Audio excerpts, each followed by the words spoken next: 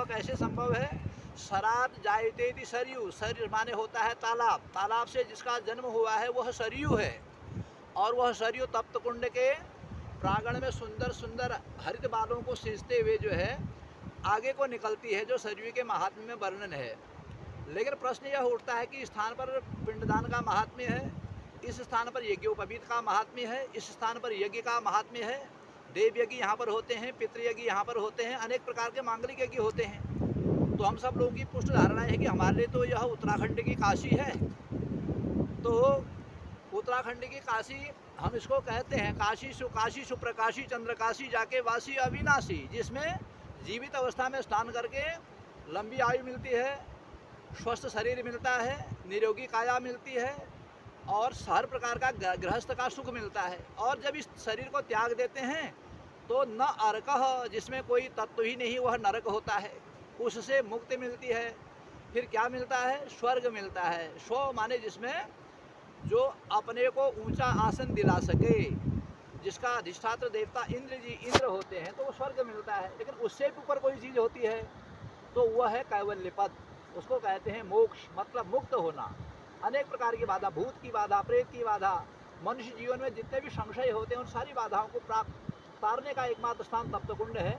इस क्षेत्र के जो दर्शन करता है, इसमें जो यज्ञ करता है, देव यज्ञ, अथवा जिसने अपने माता पिताजी का श्राद्ध किया, उनके निमित्त अन्न जल और पिंड का दान दिया, तो या जितने हमारे शरीर में रोम 3.5 करोड़ रोम होते हैं हमारे शरीर में, उतने वर्ष के प्रमाण तक वह व्यक्ति जो है स्वर्ग में लाभ करता है। और अंतोगत्वा जब स्वर्ग में का समय पूरा हो जाता है तो कैवल्य पद प्राप्त करता है।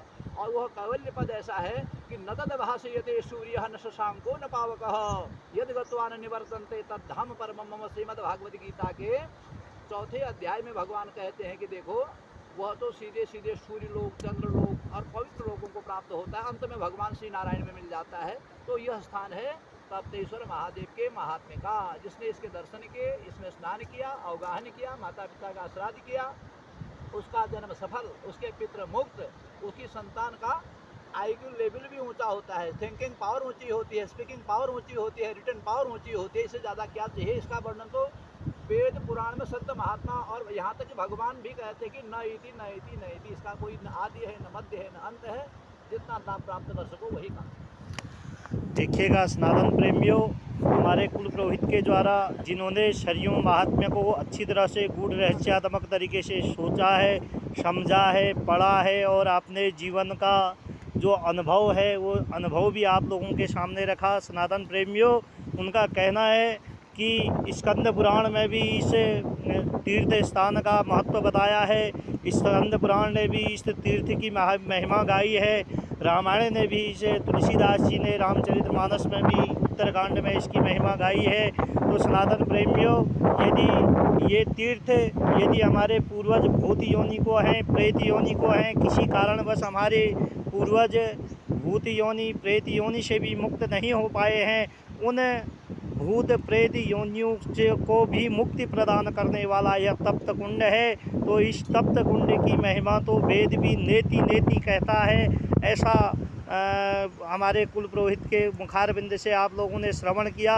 ये अमृत वाणी, पुरोहित की जो अमृत वाणी है, ये अमृतात्मक जो शब्द हैं, इनको सुनने के लिए बड़े बड़े ऋषि महर्षि हजारों हजारों वर्षों तक तप किया करते हैं। लेकिन हमको सौभाग्य प्राप्त हुआ कि इस तप्तोदक नामक जो तप्त कुंड नामक तीर्थ है, जहाँ से सरयू का उद्गम स्थान कुछ ही दूरी पर है, देखिएगा ऊपर से सरयू आ रही है, तो उस स्थान पर इस दिव्य 2 शब्दों में या 5 मिनट का, 2 मिनट का जो भी वीडियो कुल पुरोहित जी ने दिया, हम इनका आभार व्यक्त करते हैं। आप लोग भी इससे काफ़ी शिक्षा लेंगे। हमारा चैनल बहुत नाचने गाने वाला तो नहीं है, तो हमारे चैनल पूरन शास्त्री में आध्यात्म की ही बातें आप लोगों को फिर से बताते रहेंगे।